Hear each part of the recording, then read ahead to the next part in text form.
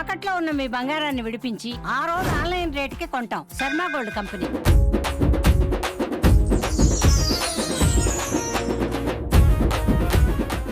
నమస్తే, welcome to Suman TV. నేను పద్మిని. ప్రస్తుతంతో పాటు ప్రముఖ ఆధ్యాత్మికవేత్త, దత్త ఉపాసకురాలు, శ్రీపాద శ్రీవల్లభ దత్తపీఠం వ్యవస్థాపకురాలు శ్రీమతి లతా దత్త గారు మనతో పాటు ఉన్నారు. మాట్లాడదాం అక్క. నమస్తే అక్క.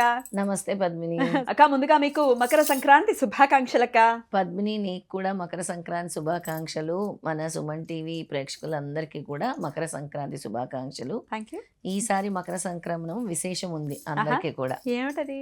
మకర సంక్రమణం ఈసారి అనురాధ నక్షత్రంలో వృషభ లగ్నంలో జరుగుతుంది.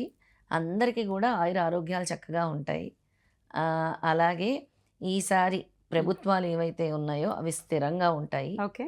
కానీ కొంత భయంతో ఉంటారు జనాలు. అంటే ఈ మనకి ఈ ట్రాన్సిట్ అనేది అలాంటి రిజల్ట్స్ ఇస్తుంది అనమాట. Okay, right. సూర్యుడు మకర రాశిలోకి ప్రవేశించినప్పుడు ఆ గడియలు బట్టి ఇలాంటి ఫలితాలు ఉంటూ ఉంటాయి. ఓవరాల్గా చాలా బాగుంటుంది. మనకి పాడి పంటలు అన్నీ కూడా బాగుంటాయి. పంటలు సమృద్ధిగా పండుతాయి. పంటలు ఉంటేనే కదా మనకి, ఖచ్చితంగా. లేదంటే ఆ కరువు కాటకాలు ఇవన్నీ వస్తాయి. అవి లేకుండా ఈ సంవత్సరం మనకి సూర్య భగవానుడు అనుగ్రహిస్తున్నాడు. ఇక ఉత్తరాయణం పుణ్యకాలం కూడా మొదలైపోతుంది. ఇంకా మొదలవుతుంది. అయితే క్యాలెండర్స్ లో చూసుకుంటే 14, 15, 16 పండుగలు అని చెప్పి రాయటం జరిగింది. మరి ఎప్పుడు చేసుకోవాలి పండగ? 14 మధ్యాహ్నం నుంచి వస్తుంది కాబట్టి పితృదేవతలకి, ముఖ్యంగా పితృదేవతల ఆరాధన చేసుకోవటము, పితృదేవతలకి ఆర్ఘ్యాలు వదలటం, ఇవన్నీ 14 సూర్యాస్తమయం లోపలే చేసుకోవచ్చు. అదే సంక్రాంతి అంటే 14 మధ్యాహ్నం నుంచి వస్తుంది కాబట్టి సూర్యోదయంలో చేసుకుంటాం అన్న వాళ్ళందరూ కూడా మర్నాడు చేసుకుంటారు. 15వ తారీఖు చేసుకుంటారు సంక్రాంతి. ఆ మర్నాడు కనుమ వస్తుంది అనమాట. ఇక వాళ్ళ ఇష్టం. ఎందుకంటే 14 మధ్యాహ్నం నుంచే మకర సంక్రమణం ప్రారంభం అవుతుంది కాబట్టి పితృదేవతలకి కానీ అలాగే ఏవైనా దాన ధర్మాలు చేయాలన్నా కూడా మంచి టైం అదే అన్నమాట. ముఖ్యంగా మకర సంక్రాంతి అప్పుడు చేయాల్సిన పనులు ఏంటి? అందరూ కూడా ఇల్లు శుభ్రం చేసుకుంటారు. వాళ్ళు శుభ్రంగా కొత్త దుస్తులు ధరిస్తారు. అలాగే పెద్దల్ని తలుచుకొని పెద్దల పేరు మీద కూడా వస్త్రాలు, ఇవి మా తాతగారికి పెడుతున్నాము, పెద్దలకి బట్టలు, పెద్దలకి బియ్యం పోయటము. అలా ఎవరికి పెడతారు? పెద్దలకు బట్టలు పెట్టడం అంటే పెద్దలకంటే భగవంతుడి దగ్గర పెట్టేసి ఎవరికైనా పంచి పెడతారు.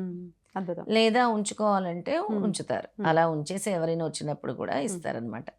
పెద్దల పేరు మీద మిమ్మల్ని మేము గుర్తు చేసుకుంటున్నామని గ్రాటిట్యూడ్ చూపించి ఏదో ఒక మంచి పని పెద్దల పేరు మీద చేయాలి. అలాగా ఆ రోజు పితృదేవతా స్తోత్రం చదువుకోవాలి.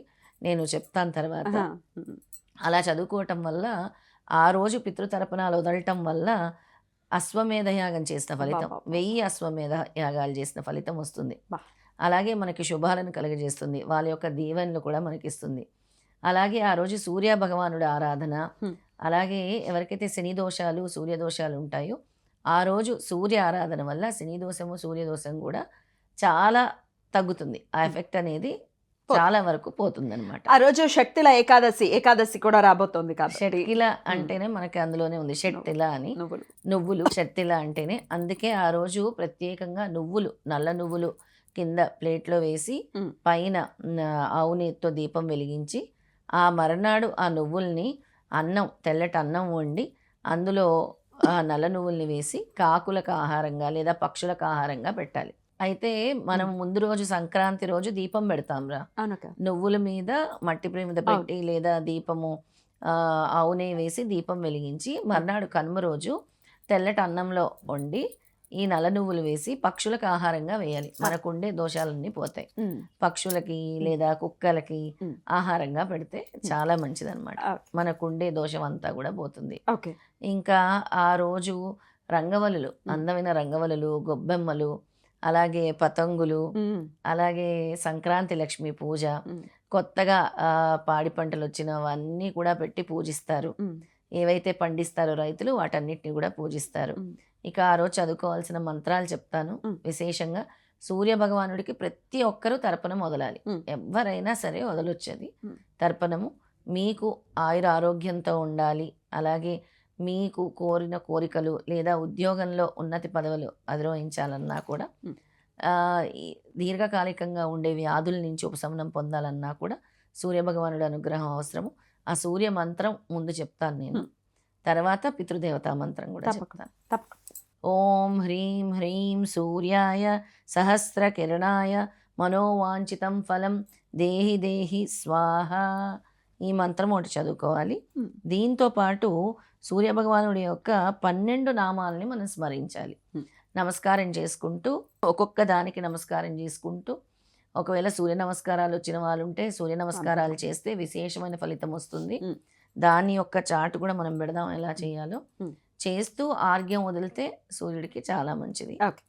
ఓం మిత్రాయ నమః, ఓం రవయే నమః, ఓం సూర్యాయ నమః, ఓం భానవే నమః, ఓం ఖగాయ నమః, ఓం పుష్ణే నమః, ఓం హిరణ్యగర్భాయ నమః, ఓం మరీచయే నమః, ఓం ఆదిత్యాయ నమః, ఓం సవిత్రే నమః, ఓం ఆర్కాయ నమః, ఓం భాస్కరాయ నమః.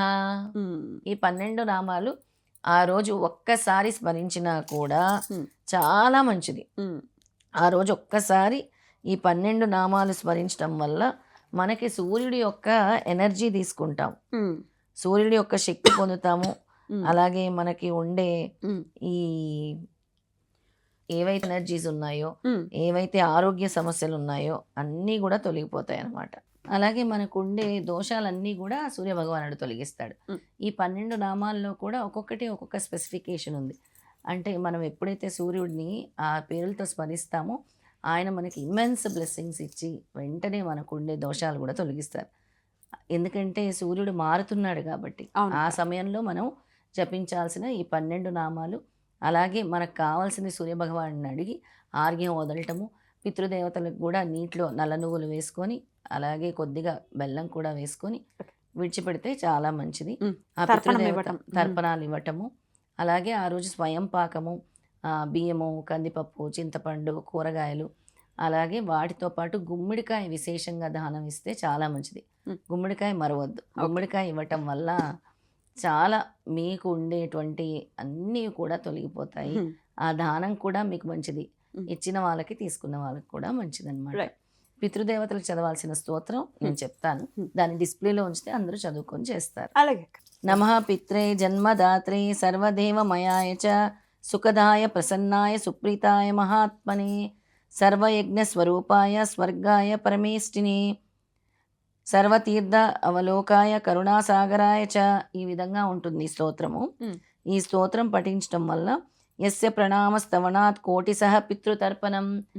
ఆ రోజు పితృతర్పణం ఇస్తూ చదవటం వల్ల కోటి పితృతర్పణాలు ఇచ్చిన ఫలితము. అలాగే కోటి సహ పితృతర్పణం అశ్వమేధస తైస్తుల్యం తస్మై పితృన్నమో నమః. అశ్వమేధ యాగం చేసిన ఫలితం కూడా ఇస్తారు. ఇదం స్తోత్రం పితృ పుణ్యం యః పఠేత్ ప్రయతో నరః ప్రత్యుహం ప్రాతుద్ధాయ పితృశ్రాద్ధాదిని అని చదువుకోవచ్చు అనమాట. అలా పితృతర్పణాలు ఆ మంత్రాన్ని డిస్ప్లే చేద్దాం. తప్పకుండా అక్క. సో ఈ విధంగా ఖచ్చితంగా చదువుకుని అటు పితృదేవతల అనుగ్రహాన్ని పొందుతూ అలాగే లక్ష్మీదేవి కటాక్షాన్ని కూడా పొందేటటువంటి పరిస్థితి ఉంటుంది. దీపారాధన కూడా ఏదో చెప్తానన్నారు కదా. అదే నల్ల నువ్వుల మీద దీపము 14 దీపాలు ఏదో పెట్టాలి. 14 దీపాలు బాగా గుర్తు చేసాం. 14 దీపాలు ఎవరైతే వెలిగించి ఆ రోజు ఇంటి ముందు కానీ దేవుడి గదిలో కానీ వెలిగించుకోవచ్చు. మీరు ఏదైతే రంగవల్లి వేస్తారో అందులో అయినా వెలిగించుకోవచ్చు, లేదా మీ దేవుడి దగ్గర అయినా వెలిగించుకొని ఇప్పుడు నేను చెప్పే లలితాంబిక మంత్రం చదువుకుంటే చాలా మంచిది. ఆ సంవత్సరం అంతా కూడా మీకు బాగుంటుంది. ఓం ఐం హ్రీం శ్రీం క్లీం, ఓం ఐం హ్రీం శ్రీం క్లీం లలితాంబికాయే నమః, లలితాంబికాయే నమః. ఓం ఐం హ్రీం శ్రీం క్లీం. ఇందులో మహాసరస్వతి, మహాకాళి, మహాలక్ష్మి ఉన్నారు. లలితాంబికాయే నమః చదువుకోవటం వల్ల సర్వ గండాల నుంచి కూడా అమ్మవారు రక్షిస్తారు, మనకి సర్వ ఆపదల నుంచి రక్షిస్తారు. అలాగే సుఖ సంతోషాలను ఇస్తారు. ఎల్లవేళలా రక్షణగా మన కుటుంబానికి ఉంటారు అమ్మవారు. ఆ 14 దీపాలు వెలిగించి ఎవరైతే ఈ స్తోత్రాన్ని 108 సార్లు జపిస్తారు. అద్భుతం అక్క, చాలా బ్యూటిఫుల్గా ఎక్స్ప్లెయిన్ చేశారు. ఖచ్చితంగా ఇవన్నీ కూడా చేసుకుని అటు ఉత్తరాయణ పుణ్యకాలాలు ఇక మొదలైపోతాయి కాబట్టి ఈ సంక్రాంతి నుంచి ఉండేటటువంటి ఇంకా ముహూర్తాలు కూడా స్టార్ట్ అవుతాయి. మాఘమాసం వచ్చేస్తుంది కాబట్టి ఇక నెక్స్ట్. అవును. సో అటు ధనుర్మాసంలో ఇక లాస్ట్ డే, నిన్ననే భోగి లాస్ట్ డే కదా. లాస్ట్ ఎనీవేస్ చాలా చాలా బ్యూటిఫుల్ టైం. ఇంకా తర్వాత శివరాత్రి వస్తుంది, ఉగాది వస్తుంది, శ్రీరామనవమి వస్తుంది. పిండి వంటలు కూడా అందరికి చేసి పంచాలి. పంచాలా? పూర్వము మనం అందరికి తీసుకెళ్లి మనమే ఇచ్చేవాళ్ళం. మన అమ్మ నాన్నలు ఇస్తే తీసుకెళ్ళి పక్కింటి వాళ్ళకి ఇచ్చిరా, ఎక్స్చేంజ్ జరిగేది. అలా ఇవ్వటం కూడా మంచిది. నువ్వులతో చేసిన అరిసెలు మనం పంచిపెట్టడము, అలాగే లడ్లు, అలాగే మనము జంతికలు అంటాము, అవును, చెక్కలు అన్ని అన్ని అంటాం. పిండి వంటలు. అన్ని ఎక్స్చేంజింగ్ అనమాట. ఎక్స్చేంజ్ చేసుకోవటం, రిలేషన్స్ కూడా పెరుగుతాయి ఆ కదా, రిలేషను, కమ్యూట్ అవటము, కలిసిమెలిసి ఉండటము, కొత్త బట్టలు ధరించటము, అందరు కలిసి ఆడుకోవటం, పాటలు పాడుకోవటం, ముగ్గులు వేయటం, ఇది మాత్రం కంపల్సరీగా చేస్తే చాలా మంచిది. చాలా బ్యూటిఫుల్ గా ఎక్స్ప్లెయిన్ చేశారు. కృతజ్ఞతలు. మరొకసారి మీకు మకర సంక్రాంతి శుభాకాంక్షలు తెలియజేస్తూ నమస్తే అక్క. నమస్తే.